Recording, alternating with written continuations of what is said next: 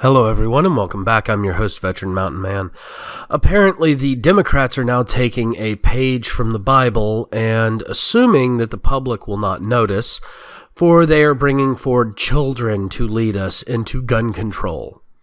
On the tears, dead bodies, and destruction of the shooting in Florida, the mainstream media have been pushing forward individuals who are 18 and under to try to lobby for gun control, to the point where it is happening nationally now. There are walkouts all over the United States, as well as die-ins all over the United States, trying to force gun control laws. Now, I wanted to talk about this from a clear perspective, so let's actually talk about some things that might physically help this situation that all of these students are afraid of. That being school shootings and school mass shootings. So what's the first thing I am going to talk about we need to implement? Well, we need to implement armed resource officers. Most larger districts have armed police officers that operate inside the schools. And we have seen in the past that mass shooters, when confronted by armed police, retreat and commit suicide or surrender, mostly because they're attempting to garner attention. And when they garner that attention, they either self-destruct or they allow themselves to be taken in to attempt to extend the attention that they're going to get from the media. So the first thing I would recommend is an armed police officers in our school, armed resource officers. We don't need many, 2 or 3 will do.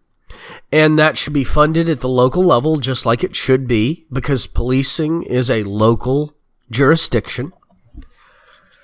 Now, the second thing is allowing teachers to concealed carry. See my previous point on this about the armed resource officers. We know that they will retreat if presented by somebody who is armed and capable of defending those around them. When you are unarmed, you're a target. When you're armed, you're likely to kill them. It is the same reason that criminals like to catch citizens unarmed when they try to harm them or criminalize them. Now, the third thing is this attempt to ban certain types of weaponry or magazines. Well, truth be told, mass shootings and school shootings are still significantly rare. And banning weaponry is not really going to change that. We have mass stabbings and mass assaults in other countries throughout the world. And in fact, in many of those countries, the panic is significantly higher because of the inability to defend oneself in those cultures. Because most of those cultures, the citizenry have been stripped bare of the ability to defend themselves.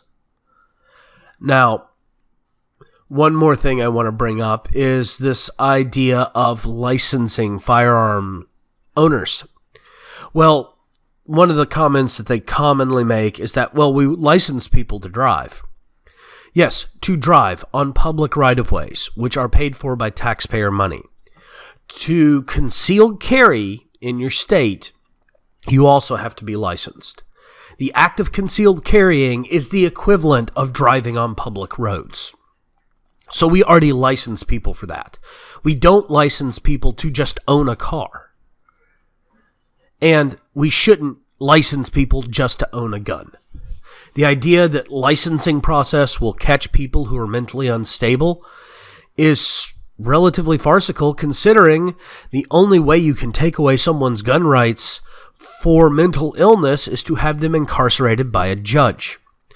You have to get them committed legally by a judge involuntarily to take away their gun rights. This already exists. The problem is we have so tied judges' hands on the involuntary committing process that it has become nearly impossible to truly commit people who are a danger to themselves and will not seek treatment. So we need to fix that system. Now, there's also the problem with the NICS system creating false positives, false identifications, and not flagging criminals. But most of this comes down to the fact that we have a government bureaucracy that has no accountability. We need to start forcing accountability into the NICS system and the background check management system. But that's not going to be done by banning new guns or restricting lawful citizens' rights. Instead, that has got to be done at the bureaucratic level to make government more efficient. And do you know the way you make government more efficient?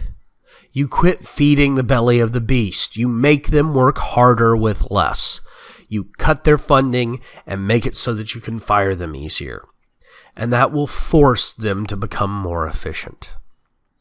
Well, thank you all again for joining me. Please don't forget to like and subscribe if you're on YouTube, or thumbs up and subscribe if you're on BitChute. Yes, Speak Out did change back to BitChute. Also, don't forget you can catch me at the other social media sites down below, including Maker Support, Patreon, and Minds, where I post my paid content. It's only $1 a month if you want to get my paid content, and you'll get more of me doing what I do. Thank you all, and have yourselves a great day.